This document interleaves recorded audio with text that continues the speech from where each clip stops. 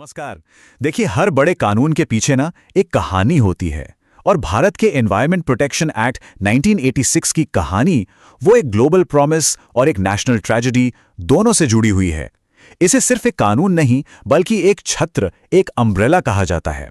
तो आज हम यही समझेंगे कि आखिर ये छत्र बना क्यों और ये हमारी हवा, पानी और जमीन की हिफाजत करता कैसे है। हम अपनी बात शुरू करेंगे उन वजहों से जिन्होंने इस कानून को जन्म दिया। फिर हम इसके छत्र वाले रूप को समझेंगे, जानेंगे कि कानून की नज़र में एनवायरनमेंट का असली मतलब क्या है, इसके रखवाले कौन हैं, नियम तोड़ने पर होता क्या है, और सबसे ज़रूरी बात, इस पूरी कहानी में आम लोगों की जगह कहाँ है। बड़े बड़े कानून अक्सर किसी बड़ी घटना या किसी बड़ी मुसीबत के बाद ही बनते हैं। और पर्यावरण संरक्षण अधिनियम के पीछे भी कुछ ऐसी ही बड़ी वजहें थीं जिन्होंने एक बहुत ही मजबूत कानूनी ढांचे की जरूरत पैदा कर दी थी। तो ये कहानी शुरू होती है 1972 के स्टॉकहोम कॉन्फ्रेंस से, जहां भारत ने पूरी दुनिया के साथ मिलकर पर्यावरण को बचाने का वादा किया था। लेकिन इन वादों को हकीकत में बदलने की जो असली और दर्दनाक वजह बनी, वो आई 12 साल बाद, 1984 की भोपाल गैस त्रासदी।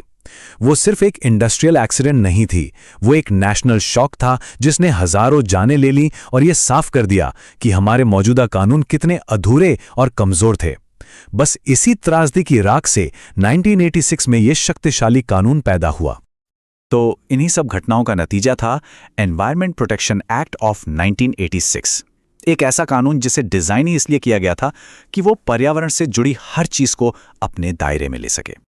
इसे छत्रधारी कानून या अम्ब्रेला लॉ कहते क्यों हैं? तो ऐसा सोचिए, पर्यावरण की रक्षा के लिए पहले से कुछ कानून थे, पर वो बिखरे हुए थे, अलग अलग थे। इस कानून ने एक छत की तरह काम किया। इसने न सिर्फ उन सभी कानूनों को एक साथ जोड़ा, बल्कि उनके बीच जो खाली जगह थी ना, उसे भी भर दिया, ताकि कोई भी प्रदूषक, कोई भी पोल्यूटर किसी लूपहोल से बचकर निकल ना पाए। तो इस छत्र के नीचे आता क्या क्या है?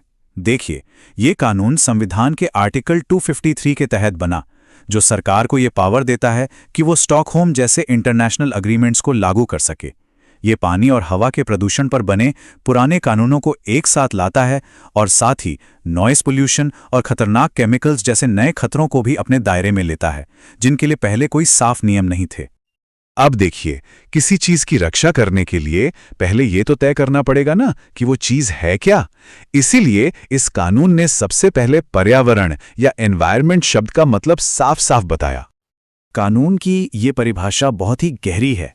ये नहीं कहती कि पर्यावरण का मतलब सिर्फ हवा, पानी और जमीन है। नहीं, ये कहती है कि पर्यावरण इन सबके और हम इंसानों, जीव जंतुओं, पेड़ पौधों के बीच का रिश्ता है, इन इंटर रिलेशनशिप। मतलब अगर कोई नदी को गंदा करता है तो वो सिर्फ पानी को गंदा नहीं कर रहा, वो उस पूरे रिश्ते को तोड़ रहा है जिस पर जिंदगी टिकी है। और प्रदूषक क्या है? कानून इसे भी बहुत सिंपल रखता है। कोई भी चीज, चाहे सॉलिड हो, लिक्विड हो या गैस, जो गलत मात्रा में, गलत जगह पर हो और पर्यावरण को नुकसान पहुंचाए, ये परिभाषा इतनी बड़ी है कि इसमें फैक्ट्री के धुएं से लेकर नदी में बहते केमिकल तक सब कुछ आ जाता है। और फिर आते हैं परिसंकटमय पदार्थ यानी हैज़र्डस सब्सटेंसेस। ये कोई भी ऐसा पदार्थ है जिसके अपने केमिकल या फिजिकल गुण ही उसे इंसानों, जीवों या पूरे पर्यावरण के लिए खतरनाक बनाते हैं। ठीक है, कानून तो बना दिया गया, पर इसे लागू कौन करेगा? चलिए अब कहानी के उस हिस्से पर चलते हैं जहां हम इन पर्यावरण कानूनों को लागू करने वाले रखवालों से मिलेंगे। यहां दो मेन खिलाड़ी हैं। एक है सेंट्रल पोल्यूशन कंट्रोल बोर्ड यानी सीपीसीबी। ये एक तरह से पर्यावरण का पुलिस अफसर है, नियम तय करता है, नजर रखता है। और दूसरा है नेशनल ग्रीन ट्रिब्यूनल यानी एनजीटी।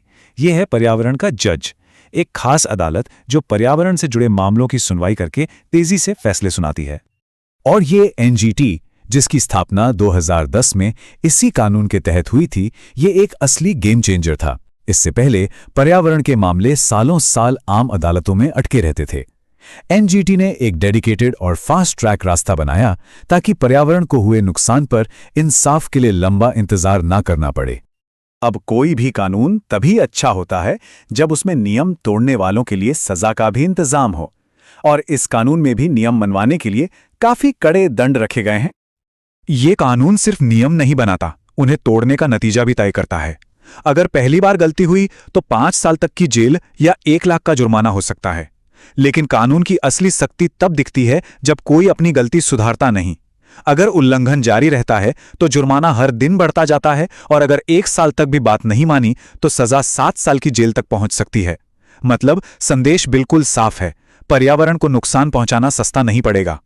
लेकिन पर्यावरण की लड़ाई सिर्फ सरकार और एजेंसीज की नहीं है, इसमें आम लोगों और कुछ बुनियादी सिद्धांतों का भी बहुत बड़ा रोल है। इस कानून की आत्मा असल में लोगों की आवाज में बसती है। इसका एक उदाहरण है जंगल बचाओ आंदोलन।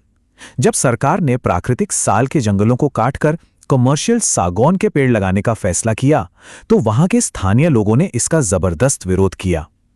यह दिखाता है कि कानून बनने से भी पहले लोग अपने पर्यावरण के लिए लड़ रहे थे, और 1986 के इस कानून ने इसी नागरिक शक्ति को एक कानूनी जमीन दी।